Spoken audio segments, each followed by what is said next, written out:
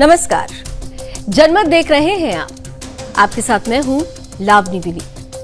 जनमत यानी वो मंच जहां हम और आप मिलकर करते हैं उन खबरों की बात जो सीधे आपसे सरोकार रखती है, जो सीधे देश से सरोकार रखती है। तो देश और आपसे, हमसे, सभी से सरोकार रखने वाली खबरों का सफर शुरू करते हैं जिसमें राष्ट्र सर्वोपरि की भावना छिपी हुई है।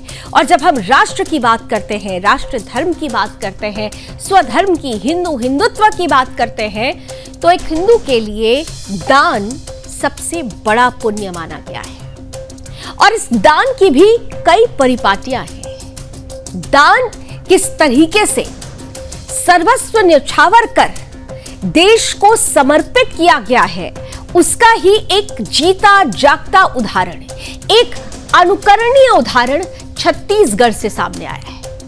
दरअसल छत्तीसगढ़ के बोड़ला में रहने वाली 65 साल की धानबाई निषाद की कहानी आज आपके सामने रख रहे हैं। धानबाई 65 वर्ष की है। सेवा और त्याग की नई मिसाल बन गई हैं वो। दरअसल उन्होंने अपनी करीब 1.25 एकड़ पुश्तैनी जमीन, जिसकी बाजार कीमत आज की तारीख में करोड़ों रुपए में आकी जा रही है, बिना किसी दबाव, बिना किसी प्रयास के स्वेच्छा से ही गौशाला को दान में दे दिया है। सुदर्शन न्यूज रायपुर की रहने वाली इन वृद्ध महिला के पास, इन दानी महिला जिनका दिल बहुत बड़ा है, उनसे मिलने पहुंचा और हमने ये पाया कि एक छोटी सी जगह पर रहने वाली हिंदू महिला का दिल इतना बड़ा है कि वो घर से 100 गुना ज्यादा जमीन गौ सेवा के लिए दे चुकी है। तस्वीरें आपके सामने, यही है धानबाई निषाद। 65 वर्ष इनकी आयु है, लेकिन इन्होंने जो कर दिखाया है, जो किया है, वो दुनिया के लिए प्रेरणा बन रहा है, सनातनियों के लिए प्रेरणा बन रहा है। वर्षों से ये बुजुर्ग महिला चना मुरमुरा बेचकर परिवार के साथ जीवन यापन करती है। बड़ा सादगी भरा जीवन है इनका, सादा जीवन, उच्च विचार। अगर इस बात को कहीं समझना है तो फिर धानबाई निषाद से समझना चाहिए। आर्थिक रूप से ज्यादा संपन्न नहीं है, फिर भी उनका निर्णय पूरे समाज को एक नई दिशा दिखा रहा है। धानबाई निषाद को गौवंशों की दुर्घटना को देखकर बहुत पीड़ा होती थी। छत्तीसगढ़ से हमने भी आपको कई बार घटनाएं दिखाई हैं कि किस तरह से आए दिन गोवंश दुर्घटनाओं का शिकार हो रहे थे। गाहे बगाहे जब ये खबरें आती थी और गोवंश जब काल के गाल में समा जाते थे, तो ऐसी खबरों को देखकर धानबाई निषाद भी काफी आहत होती थी। और उन्हीं घटनाओं को देखने के बाद, उनसे आहत होकर ही धानबाई ने यह तय कर लिया कि वो अपनी जमीन गौ सेवा के लिए दान करेंगी। पूरे समाज के लिए हौसला बनी है। ये महिला इस बात का प्रतीक है कि दान केवल शब्दों में नहीं होना चाहिए, दान केवल आर्थिक नहीं होना चाहिए, दान के पीछे का लक्ष्य विशाल होना चाहिए, वृहद होना चाहिए, जो धानबाई निषाद ने करके दिखाया है। हम दरअसल रायपुर से बोड़ला पहुंचे, यानी सुदर्शन न्यूज की टीम जब रायपुर से बोड़ला पहुंची, जहां पर धानबाई निषाद रहती हैं, तो इस नेक दिल प्रयास के उद्देश्य को समझने का भी प्रयास किया गया। आखिर इसके पीछे की कहानी कहां से शुरू होती है और ये कहानी आगे कहां तक जाएगी, जब हमने ये समझने की कोशिश की तो वो तस्वीर सामने आई जो अपने आप में अद्वितीय है। आप भी इस रिपोर्ट को खास तौर से देखिए। सुदर्शन न्यूज में आप सभी का बहुत बहुत स्वागत है। मैं हूं आपके साथ योगेश मिश्रा और आज सुदर्शन न्यूज की टीम छत्तीसगढ़ की राजधानी रायपुर से पहुंची हुई है कवर्धा जिले के बोड़ला ब्लॉक में, बोड़ला नगर पंचायत में, और एक ऐसे शख्सियत के पास मैं पहुंचा हूं जो अपने आप में प्रेरणा है हर एक व्यक्ति के लिए। हमारे देश में गौ सेवा को लेकर के बहुत सारे दावे किए जाते हैं, बहुत सारे लोग तरह तरह के दावे करते हैं, लेकिन जब कोई ऐसी महिला जो शिक्षा हासिल नहीं की हुई है लेकिन उसके बाद भी अपनी पूरी जमीन को केवल गौ सेवा के लिए समर्पित कर दे, अगर आपको ये सुनने को मिले तो आपको क्या लगेगा? हो सकता है आप इस पर यकीन ना करें, लेकिन मैं जहां मौजूद हूं, जिस महिला के साथ मौजूद हूं, उन्होंने इतना बड़ा काम दिल खोल कर किया और मुझे ऐसा लगा कि इनको मिलने के लिए सुदर्शन न्यूज की टीम को रायपुर से बोरला आना चाहिए। मेरे साथ में धानबाई निषाद जी हैं। अम्मा, सबसे पहले आप ला जय श्री राम। जय श्री राम। अम्मा, आप मन बहुत बड़े काम करे हवा, ठीक है। आप मन बतावा कि आप मन 1.25 एकड़ जमीन लदे हवा, गौशाला बनाए बा, ठीक है। कैसे मन में कल्पना इसे का के नाम से दे आप? मैं अपन आत्मा से ना गौ दान करे। हम अपन गली गली घूम रहा है, अपन इकट्ठा रहा है, मोर आत्मा में रही से। तो आप मन इसने मतलब देखे हवा गाय मन की स्थिति ला, गौ माता मन घूमत रही थे। कुछ घटना बता जिसे आप मन देखे हुआ, कब मार्केट में आप निकला था, देखा था गाय मन भटका, तब मोला अच्छा नहीं लगी। मोर आत्मा में इकट्ठा रही सकला ही, सब देख लेगी, तेनू में रही ऐसे कह देगी। लेकिन आज तो 1 इंच जमीन बा, आदमी मन जो है एक दूसरे के भाई भाई मन लड़ाई झगड़ा कर लेते, लेकिन आपके मन में इतना प्रेरणा इस सब है काय बोला जे मन पैसा के खातिर कई बार भटकते या जमीन के नाम से लड़ मर जाते, ते मन ला का कहिया कि गौ सेवा करना चाहिए, का अपील करा आप? भगवान अभी तुम्हारा आशीर्वाद से भगवान अपन जांगर के रहत ले अपन जियत खात, मोर बाल बच्चे गोपाल मन नहीं मोला ते कोई आपत्ति नहीं, कोई चीज में कोई चीज की आपत्ति नहीं है मोला। ऐसा है, बतावा प्रभु श्री राम जी के जो परम मित्र ऋषि है, निषाद राज ऋषि है, आप भी निषाद हरा, तो लगते कि मतलब भगवान राम जी है जो है बहुत ज्यादा खुश हुई और आप अपन चरणों में स्थान दी भविष्य में। और काय प्रार्थना है भगवान से भी गौ सेवा लेकर के? भगवान मोला वही जान ही, ऊपर वाले है भगवान जान ही। कौन कौन है परिवार में? अपन परिवार में चर्चा कर रहा मैं बात ला लेकर के हो कि मैं जमीन देने वाला हूँ बोल के? वो हो गए है सब परिवार से जी, सब जन बोली से कि देना चाहिए, मिल के दे हमें। जी। बहुत खुशी है बात के, बहुत खुशी मोला। आपसे ज्यादा खुशी हम होते हैं आप लोग मिल करके। इनकी ननंद हमारे साथ में है, आपका क्या नाम है? कीर्ति केशरवानी। कीर्ति जी पास आ जाइए आप। कीर्ति जी, ये इन्होंने बहुत बड़ा काम किया है और निश्चित रूप से जिस तरह से जब गौ सेवा की बात सामने आती है तो बिरले ही उदाहरण ऐसे नजर आते हैं जी। किस तरह अप्रिशिएट आप इनको कर रहे हैं और किस तरह डिस्कशन आप लोग का शुरू हुआ कि ऐसा करना चाहिए, जिनका जिस तरह से इनके मन में जो कल्पना आई? बड़ी माँ बचपन से ही मैं देख रही थी, एक मंदिर की गाय है जिसे रोज ढील दिया जाता है, दरवाजे में रहती है, मंदिर में दान किया जाता है गायों को, पर उसे रखा नहीं जाता है। वो रोज यहाँ मार खाते रहती थी, ये शुरू से उन्हें चावल दे दे के रखी, बूढ़ी हो गई, उनका बच्चे का डेथ भी हो गया। इन्होंने, इनके परिवार ने हमेशा सेवा किया और बचपन से मेरे घर में भी 16-17 गाय थी, तो बचपन से मैं भी सेवा करते आ रही थी, तो इनके साथ साथ मैं भी मोटिवेट होते गई। एक तरह से हमारे मोहल्ले में लगभग जितने भी हैं, हम ऐसे रिश्ते में सगे ननंद भाभी तो नहीं है, आमने सामने घर है। आपका एजुकेशन कितना है? मेरा एजुकेशन में हिंदी लिटरेचर में एमए कर चुकी हूँ। अब बताइए, कीर्ति जी ने एमए किया है और अम्मा बिल्कुल भी नहीं पढ़ी, लेकिन आप इनसे प्रेरणा ले रही है, बहुत बड़ी बात है। जी बिल्कुल, क्योंकि सेवा की भावना किसी पढ़े लिखे या किसी से नहीं होती है। बचपन से हमने इनको देखा है, हमारे मोहल्ले में हर किसी को देखा है और हम एक दूसरे से सीख के, आज भी हमारे मोहल्ले में एक नियम है कि चाहे जो भी हो जाए, किसी भी गाय को हम मारेंगे नहीं।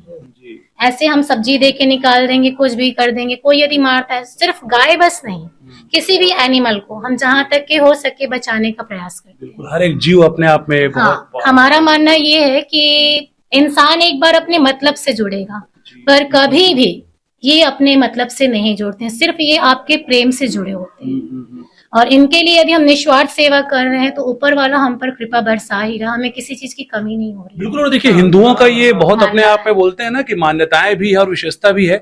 आप ये बताइए, बोड़ला में अगर मैं 1 एकड़ जमीन की बात करूं, क्या रेट लगभग होगा यहाँ पे? 1 एकड़ जमीन तो यहाँ तो डेसिमल ही 3 लाख चल रहा है। तो देखा आपने, जब हमारी team bureau chief Chhattisgarh Yogesh Mishra जब यहाँ पहुंचते हैं और जब धानबाई निषाद जी से मिलते हैं, तो उनके चेहरे से ही ये झलक जाता है कि किस तरीके से उन्होंने अपना पूरा का पूरा जीवन, धानबाई जी ने अपना पूरा जीवन गौ सेवा को समर्पित कर दिया है। खुद के बारे में नहीं सोचा, खुद सादगी भरा जीवन व्यतीत करती हैं। वो चाहती तो इस जमीन को बेचकर अपने लिए आलीशान मकान खड़ा कर सकती थी, वो सारी सुख सुविधाएं ले सकती थी जिसकी कल्पना, जिसका सपना हर कोई देखता है, लेकिन उन्होंने अपने जीवन का एक ध्येय, एक लक्ष्य, एक उद्देश्य रखा, गौ सेवा का। सुदर्शन न्यूज की टीम ने उनके घर को भी देखा जो ना तो देखने में इतना खास था और ना ही इतनी सुविधाएं उसमें दिख रही थी। तस्वीरें हम आपके सामने रख भी रहे हैं। धानबाई चाहती तो जैसा मैंने कहा कि उस जमीन को वो बेचकर आलिशान सुख सुविधाएं प्राप्त कर सकती थी, लेकिन धानबाई ने ऐसा नहीं किया। धानबाई ने दान का रास्ता चुना और अपनी करोड़ों की जमीन, जिसकी करोड़ों की कीमत है आज की तारीख में, उसे गौ सेवा को समर्पित कर दिया। कैसा है उनका घर, इसका जायजा भी मेरे सहयोगी योगेश मिश्रा ने लिया।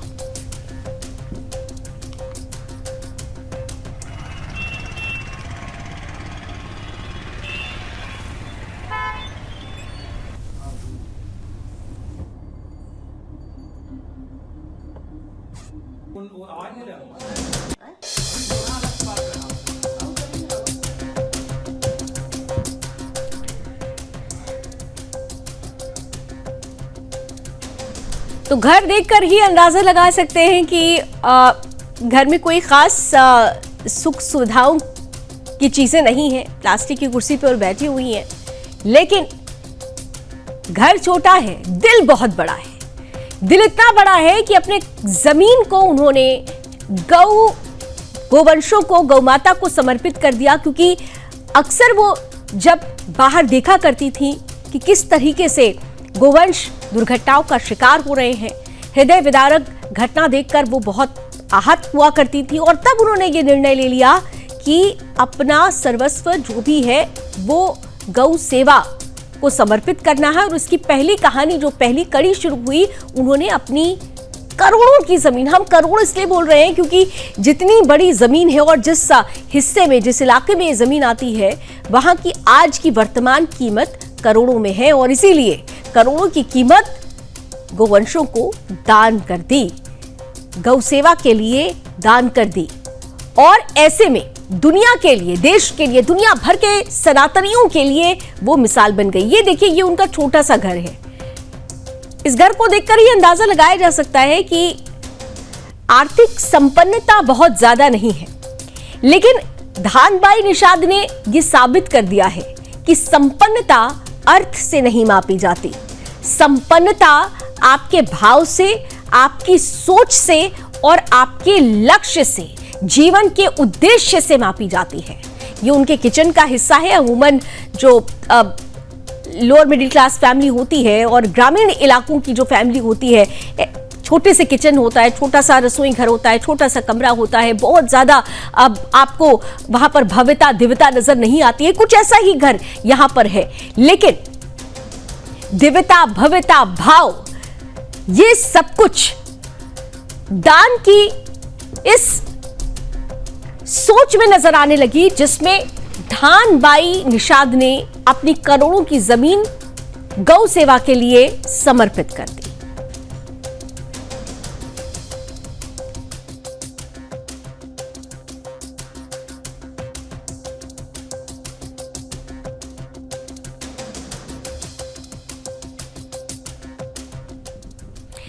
तो लोगों के लिए मिसाल बन चुकी हैं धानबाई निषाद, और जो उन आसपास के लोग हैं, और न केवल बोरला के रहने वाले बल्कि आसपास के और गांव के लोग, छत्तीसगढ़ के और जो लोग हैं। इसके अलावा अब जब ये खबर बाहर निकल रही है तो किस तरीके से सभी के लिए वो प्रेरणा बन रही है, और उनके आसपास के लोगों का इस पर क्या कुछ कहना है, वहां के स्थानीयों का क्या कहना है, आइए आपको सुनवाते हैं।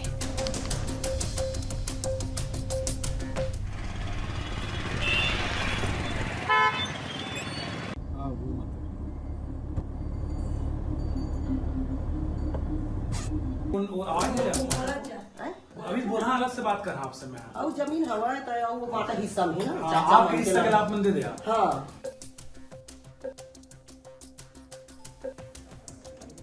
बिल्कुल जिस तरीके से उन्होंने अपनी जमीन को, लाखों रुपए की जमीन को एक अच्छे क्षेत्र में, सेवा के क्षेत्र में उन्होंने दान किया, तो कहीं ना कहीं बहुत बड़ा कार्य है, सराहनीय कार्य है। लोग जमकर क्षेत्र के लोग उनकी तारीफ कर रहे हैं, और ऐसा आज के समय में इस तरीके से मिसाल पेश करना, गौ माता के लिए जमीन को दान देना, ये एक बहुत बड़ी बात है। क्योंकि आज का जो समय देख सकते हैं, प्रशासन जो है वो गाय को संभाल नहीं पा रही है, लेकिन उनका वो देखिए कि उनका जो नियत है वो गायों को संभालने के लिए अपनी जमीन को जो है दान भी देती है और लाखों रुपए की जमीन को दान भी देती है। तो कहीं ना कहीं गायों को वहाँ सुरक्षित रखने में बड़ा सहयोग मिलेगा। प्रशासन जो है वहाँ पर कुछ कर पाएंगी तो कहीं ना कहीं जो है गाय सुरक्षित हो पाएंगी। बहुत बड़ी योगदान है जी, बहुत बड़ी अच्छी बात काम कर रहे हैं। ऐसे बहुत कम लोग मिलते हैं जो दान करें और गौ माता के लिए जो दर दर भटकती है वो एकत्र रहेगी और गौ सेवा करना बहुत बड़ी बात है। आज के समय में ऐसा मिलना बहुत मुश्किल काम है जी। अच्छा काम किया है, धर्म का काम किया है। दुश्मन बन रहे हैं वो तो दान दी है, बहुत बड़ा मतलब श्रेय है उनको। एक गरीब परिवार को हो कितना बड़ा दान दिया, गौ दान दिया, गौ के लिए बहुत बड़ा दान। सच्चे सनातनी की यही पहचान होती है और जैसा कि तमाम जो वहां के स्थानीय हैं, जो आसपास के लोग हैं, वो लगातार धानबाई को एक मिसाल बता रहे हैं, आने वाले समय के लिए एक उदाहरण बता रहे हैं, युवाओं के लिए दिशा दिखाने वाली, राह प्रशस्त करने वाली खास तौर से प्रतिमूर्ति बता रहे हैं। तो इसी प्रतिमूर्ति यानी धानबाई निषाद के घर पर जब हमारी टीम पहुंची थी तो उनके घर का भी जब जायजा लिया गया तो क्या तस्वीरें सामने निकली, आइए अब आपको दिखाते हैं। अब आप समझिए कि ये जो मेरे साथ बैठी हैं माता राम, इनकी मनोवृत्ति को आप समझिए, इनकी कल्पना को समझिए कि इतनी लाखों करोड़ों की जमीन को इन्होंने केवल इसलिए दान दे दिया क्योंकि गौ माताएं, गौवंश लगातार भटकते रहते हैं। इनका पूरा घर मैं आपको दिखाता हूं। जिस तरह से बड़े बड़े उद्योगपति, बड़े बड़े राजनेता लच्छेदार बातें करते हैं, लेकिन जब पैसा देने की बात आती है तो कई बार वो पीछे होते हैं। लेकिन जब मैं इनके घर में प्रवेश कर रहा था, ये इनका प्रवेश द्वार है। आप देखिए, जब सुदर्शन न्यूज की टीम यहाँ पहुंची, ये देखिए इनका एंट्री करने का जगह है जहां से हमने प्रवेश किया। यहाँ आप देखिए बिल्कुल एक जो नॉर्मल घर रहता है ग्रामीण क्षेत्रों में, वैसा ही इनका घर पूरी तरह से। और यहाँ देखिए, यहाँ एंट्री करने के बाद मैं देख रहा हूँ प्लास्टिक की यहाँ पे कुर्सियां रखी हुई हैं। ये कूलर जो है, कूलर की स्थिति देखिए, चाहे तो कई एसी यहाँ पे लगा सकती थी, एयर कंडीशनर कमरे यहाँ पे बनवा सकती थी, लेकिन उसके बाद भी इनके मन में ये आया, ये कल्पना आया कि मुझको गौ माताओं की सेवा करनी है और उनको कष्ट नहीं होने देना है। ये दरवाजा भी देख लीजिए आप किस हालत में है। मतलब ये कल्पना आप समझ सकते हैं कि कितना एक बड़ी कल्पना के साथ में इन्होंने एक बड़ा पहल किया और उसके बाद से ये आज प्रेरणादायी हो गई है पूरे देश के लिए। और दूसरी ओर इनका किचन, इस किचन में मैं हूं, आप देखिए यहाँ डोर भी नहीं है। ये चाहे तो यहाँ डोर लगवा सकती थी, स्लाइडर डोर, एयर कंडीशनर कमरे यहाँ हो सकता था, लेकिन उसके बाद भी इनको ये लगा कि मुझे गौ माताओं की सेवा करनी है। और सबसे बड़ी बात, जिस तरह से जो गौवंशों की हालत पूरे प्रदेश में है उसको सुधारना है। मेरे सामने कोई गौ माता, गौवंश दम ना तोड़े, इसको लेकर के इनके मन में कल्पना थी। मेरे साथ प्रमोद भी आए रायपुर से, उनसे समझता हूं, वो भी एक चैनल को लीड करते हैं। आप भी यहाँ पहुंचे हो, आप इधर आ जाइए। जिस तरह से आप इनके घर को देख रहे हैं, हमको पहले ये लगा था कि हो सकता है भाई बहुत सारा जमीन, बहुत सारा पैसा होगा तो एक छोटा सा इन्होंने अंशदान कर दिया होगा, लेकिन देख के क्या लग रहा है, क्या कहेंगे इनको लेकर? देखिए, जिस प्रकार से माता जी का घर हम देख रहे हैं तो ये मुश्किल से 2 डिसमिल से भी कम क्षेत्रफल में बना होगा, लेकिन उसके बावजूद इन्होंने इतना दम दिखाया, इतनी बड़ी हिम्मत दिखाई और इतना जमीन दान के वाकई में काबिले तारीफ है। और हम सभी को सीख भी लेना चाहिए, क्योंकि हम देखते हैं कि लगातार गौ वंश की रक्षा के लिए बात तो होती है लेकिन सामने कोई नहीं आता है। लेकिन आज जो माता जी ने इसका कबीरधाम जिले की बोड़ला जो ब्लॉक है, जो नगर पंचायत है, वहां की माता जी ने कर दिखाया, वाकई में काबिले तारीफ है। हम सभी को इनसे प्रेरणा लेने की आवश्यकता है। बिल्कुल, ये अपने आप में आदर्श हैं। और एक और चीज मैं आपको दिखाता हूं, देखिए सनातन की जो सुंदरता होती है वो समय समय पर ऐसे ही क्रियाकलापों सामने आती है। और दूसरी बड़ी बात, ये देखिए जगह जगह पे मैं देख रहा हूं, चाहे कैलेंडर देखिए, भगवान जगन्नाथ जी की फोटो, वैसा वाला कैलेंडर, कोई अंग्रेजी कैलेंडर यहाँ पर नहीं है। दूसरी ओर ये कैलेंडर हनुमान जी विराजे हुए हैं। इधर आप देखिए तस्वीरों में नारायण जी विराजे हैं, श्री कृष्ण भगवान बाल गोपाल रूप में है। तो आप समझ सकते हैं कि सनातन को जो प्रेम करने वाला व्यक्ति है, जो सनातनी है, वही ऐसा काम कर सकता है। कुछ और लोग हैं, बात करता हूं। आपका क्या नाम है? मीनाक्षी जोशी। ऐसा मीनाक्षी, आप क्या लगते हो इनके? मैं पड़ोस में ही रहती हूँ, ननद लगती हूँ। बहुत सारे ननद है और पड़ोस में रहते हैं लोग, गर्व हो रहा होगा। क्या कहोगे इन अम्मा को लेकर के आप? मैं तो एक अधिवक्ता हूँ, लेकिन जब एक ऐसा दान में, वो भी गौरक्षक के लिए, आज हम देखते हैं कि मतलब घर में घुसने नहीं देते, उसको मार के भगा देते हैं। बिल्कुल, जहाँ दूध देना बंद हुआ वहाँ बाहर निकालते हैं। आज कुत्ते को भले पाल लेंगे लेकिन गाय कोई नहीं पालना चाहता। दूध सब पीना चाहते हैं लेकिन गाय कोई नहीं पालेगा। तो इतनी अच्छी पहल, वो हमारे एक छोटे से गांव, बोड़ला ज्यादा बड़ा तो है नहीं, छोटा सा है, लेकिन इसमें से जैसे कीर्ति दीदी है, लगातार मतलब गौ के लिए सुनेगी, फोन आएगा कि यहाँ पे ऐसा हुआ है, तुरंत दौड़े दौड़े भागे। वो रात को 12 बजे भी जाती है। तो हमारे मोहल्ले और हम सब वार्ड वासियों के लिए बहुत ही गौरव का विषय है कि आज हमारी जो है भाभी वो इतना मतलब जमीन दान में दी है, तो हम सबको बहुत ही ज्यादा गौरवान्वित महसूस हो रहा है। तो बिल्कुल आप देखिए माँ के चेहरे पर जो भाव है, एक गौ माता के भाव को एक माँ ही समझ सकती हैं। और जिस तरह से इन्होंने प्रेरणा दिया है पूरे देश को, पूरी दुनिया को, हर एक सनातनी को, इनको सुदर्शन न्यूज परिवार सैल्यूट करता है और आपसे भी अपील करता है कि ऐसे महिलाओं से हमको सीखना होगा।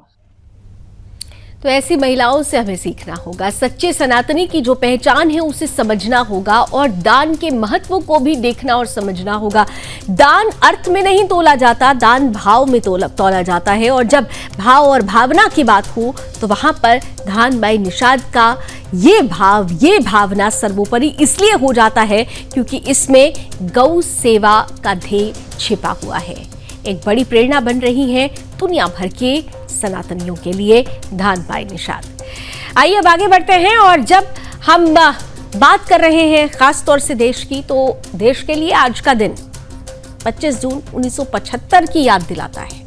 25 जून 1975 की आधी रात जब पूरा देश सो रहा था, तब देश की सबसे बड़ी लोकतांत्रिक व्यवस्था को तानाशाह के पंजों में घसीट लिया गया। इंदिरा गांधी ने अपने राजनीतिक सिंहासन को बचाने के लिए न लोकतंत्र छोड़ा, न संविधान और न ही मानवाधिकार। और अब उसी सच्चाई को फिर से उजागर करने का बीड़ा उठा लिया है बीजेपी ने। आज इस आपातकाल के 50 वर्ष पूरे हो गए हैं और प्रधानमंत्री नरेंद्र मोदी ने इसे संविधान हत्या दिवस कहकर भारत के लोकतांत्रिक इतिहास का सबसे काला अध्याय बताया है। भारतीय जनता पार्टी इस बार इस काले अध्याय को जन जन तक पहुंचाने के लिए मैदान में उतर चुकी है। दिल्ली और कई राज्यों में संविधान हत्या दिवस के पोस्टर, सभाएं, जनसंपर्क अभियान चलाए जा रहे हैं। और इस दौरान केंद्रीय गृह मंत्री अमित शाह ने कहा है कि भारत उन वीरों को सैल्यूट करता है जिन्होंने लोकतंत्र के लिए तानाशाही से लोहा लिया। कोई युद्ध नहीं, कोई खतरा नहीं था। खतरा था तो सिर्फ एक महिला की कुर्सी को। आपातकाल लगने से कुछ महीने पहले ही भारत ने बांग्लादेश युद्ध में विजय पाई थी, जो ये बताता है कि देश में कोई राष्ट्रीय या अंतर्राष्ट्रीय संकट भी नहीं था। लेकिन इलाहाबाद हाई कोर्ट ने जब इंदिरा गांधी के चुनाव को रद्द किया तो उनका सत्ता प्रेम तानाशाही में बदल गया। उन्होंने संविधान का गला घोट दिया। क्या कहा आगे गृह मंत्री अमित शाह ने, सीएम योगी आदित्यनाथ ने और छत्तीसगढ़ के सीएम विष्णुदेव साय ने, आइए आपको सुनवाते हैं। मित्रों, 24 जून 75 की रात को आपातकाल लागू कर दिया गया और एक सोच जमीन पर उतारने का, एक तानाशाह की सोच को जमीन पर उतारने का वो अध्यादेश अस्तित्व में आया। कई बार इतिहास सिर्फ घटनाओं को नहीं बताता है, वह नियत और नजरिए को भी उजागर करता है। बाबा साहेब आंबेडकर और संविधान निर्माता ने जो 2,67,000 शब्द बोलकर, चर्चा कर संविधान का निर्माण किया था, वो सारी चर्चाओं का अंत इंदिरा जी ने, राष्ट्रपति जी ने आज आपातकाल की घोषणा की है। 25 जून की तिथि जिस संविधान के निर्माण को लेकर के, जिस संविधान को लागू करने को लेकर के भारत ने अनगिनत बलिदान दिए थे, जिस लोकतंत्र को लेकर के विद्यार्थी हो या युवा, महिला हो या पुरुष, समाज के प्रत्येक तबके के व्यक्ति ने अपने आप को हर स्तर पर बलिदान देने में, किसी प्रकार का सहयोग देने में किसी प्रकार की कोई कोताही नहीं की। बाबा साहब भीमराव अंबेडकर ने तमाम अपमान सहने के बावजूद अपनी पूरी ताकत के साथ, अपनी पूरी बुद्धिमत्ता के साथ भारत के संविधान का जो ड्राफ्ट तैयार करके भारत के नागरिकों के लिए दिया था, उस संविधान का गला घोंटने में कांग्रेस की सरकार को कोई समय नहीं लगा। और आज 25 जून है, संविधान हत्या दिवस है। 1975 में आज के दिन ही इस देश पर आपातकाल थोपा गया था और आज इस अवसर पर हम सभी लोकतंत्र सेनानियों को नमन भी करते हैं जिन्होंने संविधान और लोकतंत्र का देश, the whole country, the nation was living in fear. 1,11,000 से अधिक विद्यार्थी, पत्रकार, एक्टिविस्ट, लेबर लीडर्स और बिल्कुल इनोसेंट सिविलियंस को किसी ट्रायल के बगैर जेल में डाल दिया गया। तो बीजेपी आज के दिन को संविधान हत्या दिवस करार देकर पीढ़ी को, जो वर्तमान पीढ़ी है और जो भविष्य की पीढ़ी होने वाली है, उसके सामने वो काला अध्याय रख रही है। तो दूसरी तरफ कांग्रेस है जो ये कह रही है कि 50 साल पुरानी बात को सामने लाकर राजनीति करने की कोशिश की जा रही है, जबकि 50 साल पुरानी बात को लेकर माफी तक मांग ली गई है। सवाल ये है कि क्या आपातकाल जैसे इस काले अध्याय की क्या कोई माफी हो सकती है? सवाल बड़े हैं और इससे जुड़ी हुई कई प्रतिक्रियाएं भी हैं, आपके सामने रखेंगे। तो 1975 की वो काली रात, 25 जून, उस दिन सिर्फ संविधान नहीं मरा था, बल्कि भारत का आत्मसम्मान, स्वतंत्रता और जनता की आवाज को चुप कराया गया था। आज जब कुछ वर्ग लोकतंत्र के नाम पर विरोध करते हैं, तब तथाकथित सेक्युलर गैंग भाषण की आजादी का रोना रोते हैं। तो उन्हें याद रखना चाहिए कि आपातकाल क्या था, किसने लगाया था। आज जो विरोधी प्रेस को स्वतंत्रता की दुहाई देते हैं, कल वही तत्कालीन प्रधानमंत्री इंदिरा गांधी की गुलामी में खुश नजर आ रहे थे। तो ऐसे में जरूरत हो जाती है कि उस काले अध्याय को, उस काले सच को आने वाली पीढ़ियों के सामने जरूर रखा जाए। इस मामले पर केंद्रीय मंत्री BL वर्मा ने भी अपनी प्रतिक्रिया दी है और उनसे बात की है संवाददाता मीनाक्षी श्रेयन ने। क्या कुछ उन्होंने कहा है, आप भी सुनिए। 25 जून 1975 एक ऐसी तारीख है जिसमें भारतीय संविधान की हत्या कर दी गई थी, देश को जेल बना दिया गया था। इसी पर बातचीत करने के लिए हमारे साथ इस वक्त मौजूद हैं केंद्रीय मंत्री BL वर्मा जी। सर, आज जो है बड़े लेवल पे बीजेपी प्रदर्शन कर रही है, पोस्टर भी लगे हैं कई जगह। देखिए, 25 जून 1975 हमारे इतिहास का काला दिन, जिसमें संविधान की निर्मम तरीके से हत्या करने का काम उस कांग्रेस की सरकार ने किया था। उस समय की तत्कालीन प्रधानमंत्री स्वर्गीय इंदिरा गांधी जी ने केवल और केवल अपनी प्रधानमंत्री की कुर्सी बचाने के लिए जिस तरह से देश को आपातकाल में झोंकने का काम किया, और वो भी बिना मंत्री परिषद की बैठक में स्वीकृति लिए, बिना किसी आधार के और बिना देश को विश्वास में लिए, बिना विपक्ष को विश्वास में लिए, तब मैं कह सकता हूं कि जब उन्होंने देखा कि मेरी कुर्सी जा रही है, तब उन्होंने इस देश को आपातकाल में झोंकने का काम किया है। लेकिन मैं कहूँगा कि आज 50 वर्ष हो गए हैं और उस समय आपातकाल में जिन लोगों के लिए जेल में डाला गया था, पूरे देश के लिए जेल बनाने का काम उस समय कांग्रेस की सरकार ने किया था। इमरजेंसी, मीसा, DIR, और मैंने देखा कि उस समय एक इस प्रकार का भयावह एक आतंक का माहौल, मैं चूंकि गांव में रहता था तब मैंने देखा कि गांव के गांव खाली हो जाते थे, लोग खेतों में सोते थे। नसबंदी के नाम पर जिस तरह से त्राइमाम पूरे देश में हाहाकार मचा हुआ था, और ऐसे सभी महापुरुषों के लिए आज मैं कह सकता हूं कि प्रेस के वो चाहे वो लेखक हो चाहे अन्य चिंतक हो, सबकी लेखनी बंद कर दी गई थी। एक तरह से सबकी आवाज दबाने का काम किया गया था। तब मैं कहूँगा कि उस समय जिस तरह से जो कृत्य किया था वो शायद कभी भुलाया नहीं जा सकता। और आज संविधान की हत्या का दिवस, जो काला दिवस मनाने का काम हो रहा है, और हम आने वाली पीढ़ियों को भी बताना चाहते हैं कि कांग्रेस वो कांग्रेस है कि जिसके कारनामे ये रहे हैं। लेकिन आश्चर्य तब होता है कि कांग्रेस या कांग्रेस से जुड़े हुए इंडी गठबंधन के लोग ये भूल जाते हैं और वो जाकर के संविधान पर चर्चा करते हैं, संविधान बचाने की बात करते हैं, संविधान को खत्म करने की बात करते हैं। तो मैं कहूँगा कि इतना बड़ा दुस्साहस जो जिनके नेतृत्व में ये सब हुआ है ऐसी बात करते हैं, तो देश की जनता ने देखा है। और मुझे लगता है कि समय हम उन लोकतंत्र सेनानियों का सम्मान करने का समय भी है जिनको अनावश्यक रूप से लंबे समय तक जेल में ठूसने का काम किया था। सर, कांग्रेस के कई बड़े नेता ये कहते हुए नजर आए हैं कि इस बात को 50 साल हो गए हैं, फिर भी बीजेपी हर साल इस मुद्दे को उठाती है और इस मुद्दे को अब बीजेपी को खत्म कर देना चाहिए। नहीं, मुद्दा तो खत्म कैसे हो सकता है, कैसे इतिहास है। और जिस तरह से डॉक्टर भीमराव अम्बेडकर जी के नेतृत्व में जो संविधान बना था, रचा गया था, उसको जिस तरह से निर्मम तरीके से हत्या करने का काम किया था, इसके लिए कांग्रेस के कहने से क्या खत्म हो जाएगा?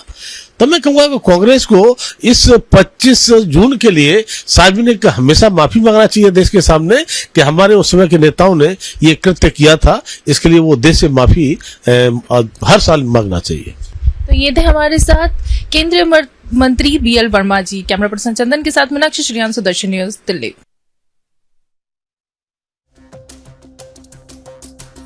इधर सुदर्शन न्यूज के दिल्ली ब्यूरो चीफ सौरभ तिवारी ने भी आपातकाल के 50 साल पूरा होने पर बीजेपी के राष्ट्रीय प्रवक्ता प्रेम शुक्ला से खास बातचीत की है। आपातकाल के 50 साल आज पूरे हो गए हैं। हम बात करते हैं भारतीय जनता पार्टी के राष्ट्रीय प्रवक्ता प्रेम शुक्ला साहब से। शुक्ला जी, 50 साल पूरे हो गए हैं, कांग्रेस पार्टी ने अब तक इसके लिए माफी नहीं मांगी है, क्या कहेंगे? देखिए, कांग्रेस तो जो है अपने अपराधों पर कभी माफी नहीं मांगती है और वो आपातकाल लोकतंत्र का आघात काल था। जिस तरह से संविधान का संहार करके सत्ता लोलुपता में वंश की चिराग श्रीमती इंदिरा गांधी ने आपातकाल इस देश पर लादा था, जिस तरह से लाखों लोगों को जेल में ठूस दिया गया था, जिस तरह से मीडिया को बंधक बना दिया गया था, जिस तरह से सैकड़ों लोगों की जो है जान आपातकाल के अत्याचारों में चली गई थी, जिस तरह से जयप्रकाश नारायण, आदरणीय अटल बिहारी वाजपेयी, आदरणीय लाल कृष्ण आडवाणी समेत पूरे देश के प्रमुख नेताओं पर अत्याचार ढाया गया था, वह काला अध्याय यह देश कभी भूल नहीं सकता। जिस तरह से कांग्रेस पार्टी बयान दे रही है कि नरेंद्र मोदी की जो सरकार है उसने देश में आपातकाल लगा दिया है, इसको कैसे देखते हैं? आपातकाल के तानाशाही लोगों को लोकतंत्र में आपातकाल लगता ही है। तानाशाही कांग्रेस को जो है, जब देश का स्वर्ण काल चल रहा है तो भ्रष्टाचारियों को, अनाचारियों को, दुराचारियों को ये आपातकाल लग रहा है। तो भारतीय जनता पार्टी साफ तौर से कह रही है कि कांग्रेस ने आज से 50 साल पहले आपातकाल लगाकर लोकतंत्र की हत्या की थी। कैमरामैन चंदन के साथ सौरभ तिवारी, सुदर्शन न्यूज, दिल्ली। तो भारत के लोकतंत्र पर इसे सबसे बड़ा हमला करार दिया गया। हालांकि कांग्रेस इस पर फिर कह रही है कि भारतीय जनता पार्टी इस पर राजनीति कर रही है, लेकिन सवाल यह है कि राजनीति से इतर वो काला अध्याय क्या वर्तमान पीढ़ी और भविष्य की पीढ़ियों को जानने का अधिकार नहीं है? इस बात का आकलन जरूर होना चाहिए। अब उस खबर की तरफ आपको लिए चलते हैं जो सचेत कर रही है प्रकृति नाराज है क्योंकि प्रकृति का उपयोग नहीं उपभोग किया जाने लगा, और यही वजह है कि गाहे बगाहे लगातार हमारे सामने ऐसी खबरें आ रही हैं जो ये बता रही हैं कि किस तरीके से कहर शुरू हो चुका है। हिमाचल प्रदेश के धर्मशाला में बुधवार की सुबह तेज बारिश हुई। इस बारिश ने ऐसा कहर बरपाया कि खनियारा इलाके के सोकड़ी दाकोट में बहती मनुड़ी खड्ड ने 15 से 20 मजदूरों को अपनी चपेट में ले लिया। ये सभी मजदूर इंदिरा प्रियदर्शनी हाइडल प्रोजेक्ट में काम कर रहे थे। नदी किनारे बने एक शेड में रह रहे थे। तेज बारिश के चलते आमतौर पर सूखी रहने वाली मनुड़ी खड्ड अचानक उफान यहां पर उमड़ पड़ा और इसमें ये मजदूर बह गए। अब तक 2 मजदूरों के शव बरामद किए जा चुके हैं और बाकियों की तलाश जारी है। कुल्लू जिले में बादल फटने की 3 घटनाएं सामने आ चुकी हैं। जीवानाला, शिलागढ़ और होरनगढ़। जीवानाला में एक पिता पुत्री समेत 3 लोगों के बह जाने की पुष्टि हुई है। प्रकृति बार बार हमें चेतावनी दे रही है, चुपचाप पर बेहद दर्दनाक अंदाज में। उत्तराखंड के धारचूला में लैंडस्लाइड से आदि कैलाश रोड बंद है। दर्जनों वाहन फंसे हुए हैं। हल्द्वानी में एक कार नहर में जा फंसी जिसमें एक बच्चा समेत 4 दिन का मासूम बच्चा था, उस समेत 4 लोगों की मौत हो गई। जम्मू की तवी नदी में भी उफान है, यहां पर भी एक व्यक्ति इस उफनती नदी में फंस गया, लेकिन ईश्वरीय कृपा रही कि एसडीआरएफ की टीम ने उसे समय रहते रेस्क्यू कर लिया। और जिस तरह से हालात अलग अलग जगहों से सामने आ रहे हैं, तस्वीरें सामने आ रही हैं, वो बता रही हैं कि परिस्थिति कितनी खतरनाक होती जा रही है। इसका अंदाजा लगाना बहुत मुश्किल हो रहा है, क्योंकि गुजरात का सूरत शहर भी, इसकी भी सूरत पूरी तरह से बदल चुकी है, सूरत हाल पूरा बदल चुका है। पूरा सूरत शहर पानी में डूबा हुआ नजर आ रहा है। पर्वत पाटिया में 5 फीट ज्यादा पानी भर गया। बीमार बुजुर्ग को स्ट्रेचर पर पानी में से निकालकर एम्बुलेंस तक ले जाना पड़ा। यह दृश्य सिर्फ तस्वीरें नहीं है, ये सवाल है कि क्या हम तैयार हैं? मध्य प्रदेश, उत्तर प्रदेश, राजस्थान और केरल, इन सभी राज्यों में भारी बारिश का अलर्ट मौसम विभाग की तरफ से जारी किया गया है। वायनाड के चूरलमाला में बाढ़ का अलर्ट जारी किया गया है। याद होगा आपको, वायनाड बीते वर्ष ही यही मौसम था और किस तरह से वायनाड में प्राकृतिक आपदा आई थी, बादल फटा था और वायनाड तबाह हो गया था। लैंडस्लाइड में 369 लोगों ने अपनी जान गंवा दी थी। तो क्या ये सिर्फ बारिश है या फिर ये प्रकृति का जवाब है हमारे अतिक्रमण, हमारी लापरवाही और अनियोजित विकास पर? आज जरूरत है सिर्फ रेस्क्यू ऑपरेशन की नहीं, बल्कि रिफ्लेक्शन की कि हम कहां गलती कर रहे हैं। ये सवाल हर किसी को सोचना चाहिए। ये सवाल आज सुदर्शन न्यूज देखने वाले हर एक दर्शक के लिए है। सोचिए कि कहीं अगला नंबर आपके शहर का, आपके गांव का या आपके घर का तो नहीं, क्योंकि हम तो भूल गए हैं कि प्रकृति उपयोग के लिए है, उपभोग के लिए नहीं। अब जैसे आप जानते हैं कि 19 तारीख को प्रदेश में मानसून ने प्रवेश किया था और कल 24 तारीख को पूरे प्रदेश में मानसून सक्रिय है। और मानसून को लेके जो तैयारी है वो पहले से चल रही थी। मौसम विभाग के जो अलर्ट हैं वो रेगुलरली सबके साथ शेयर कर रहे हैं। हमारी जो रिस्पांस एजेंसीज हैं वो अलग अलग जगह पे, खासकर SDRF, NDRF already pre positioned है। मौसम विभाग ने जो एक फ्लैश फ्लड का अलर्ट होता है वो भी हमारे साथ शेयर किया था, आज भी शेयर हुआ है और उसको भी हम फील्ड में सबके साथ रेगुलरली शेयर कर रहे हैं। आज कुल्लू में 3 जगह पे जो क्लाउड बर्स्ट हैं उनकी घटनाएं जो हैं वो दर्ज की गई हैं। एक सोलंग वैली में दर्ज हुई है, दूसरा गड़सा एरिया कुल्लू का है और तीसरा जो है हमारा सेंज एरिया है। और आइए अब हम जनमत के आखिरी पड़ाव पर आ चुके हैं, यानी हम पहुंच गए हैं अपने उस पॉजिटिव न्यूज, गुड न्यूज की तरफ जो आपको गौरवान्वित महसूस कराएगी। आपका सीना गर्व से चौड़ा हो जाएगा, क्योंकि आज भारत के लिए बहुत खास दिन है। भारत का सिर आज गर्व से ऊंचा हो गया है और वजह है भारतीय वायुसेना के ग्रुप कैप्टन शुभांश शुक्ला जी। भारत के इस वीर सपूत ने आज अंतरिक्ष में एक नया इतिहास लिखना शुरू कर दिया है और अब वो समय आ गया है जिसका इंतजार करोड़ों देशवासियों को था। भारत ने अंतरिक्ष की दिशा में एक और निर्णायक छलांग लगा दी है।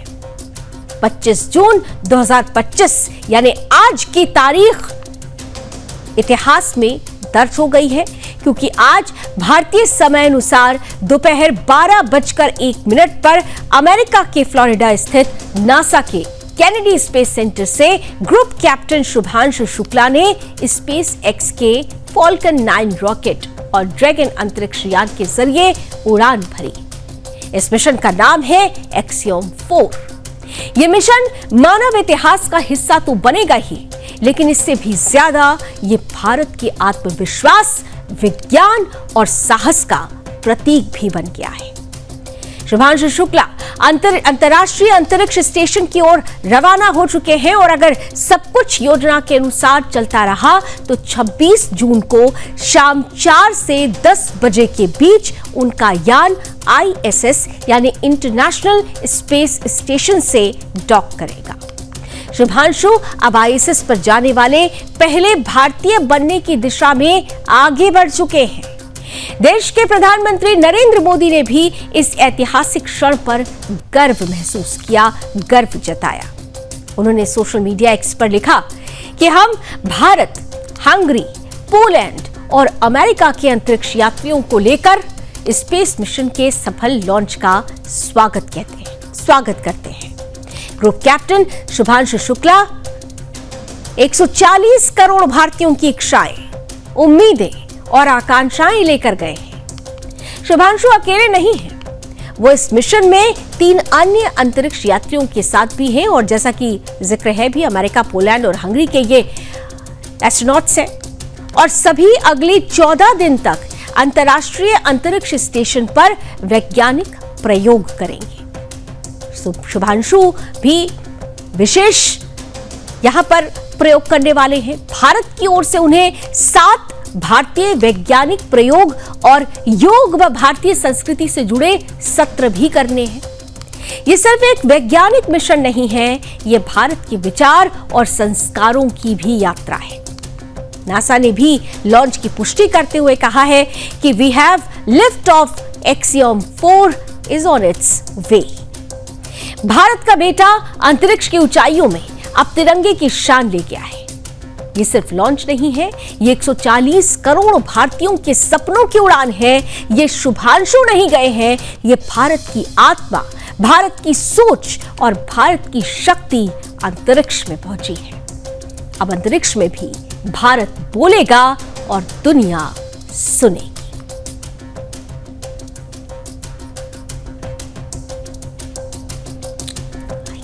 We are all here rooting for you.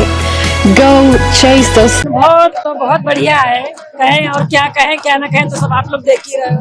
अनुभव की कोई इमोशनल हो गए थे पर अब ठीक है। क्या लग रहा है ऊपर वाले का करते हैं कि मतलब ये हम उसके और मिशन उसका सक्सेसफुल रहा है। बहुत ओवरवेलमिंग था, बियॉन्ड वर्ड्स है अभी राइट नाउ एक्सप्लेन करना, बट बहुत खुश है कि फर्स्ट स्टेज अच्छे से क्रॉस हो गई, but this is just a beginning, अभी बहुत कुछ बाकी है। नमस्कार प्यारे देशवासियों, what a ride.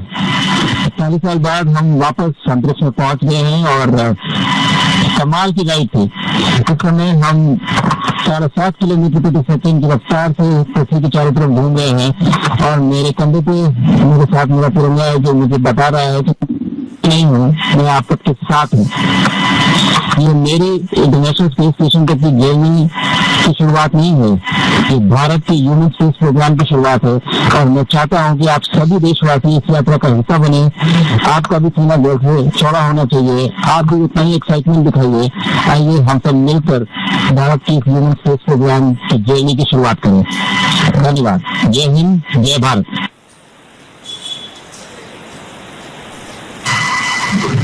Thank you sir. जी गर्व की बात है, एक भारतीय नागरिक।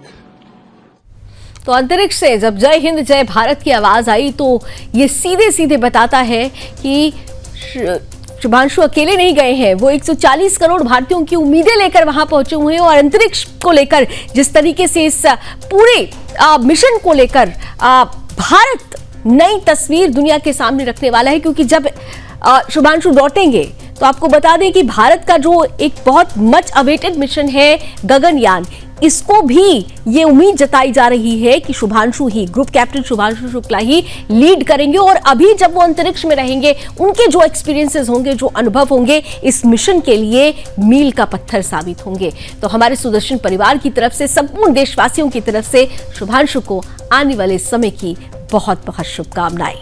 जनमत में आज बस इतना ही। देश और दुनिया की तमाम खबरों के लिए आप जुड़े रहिए सुदर्शन न्यूज के साथ। जय हिंद।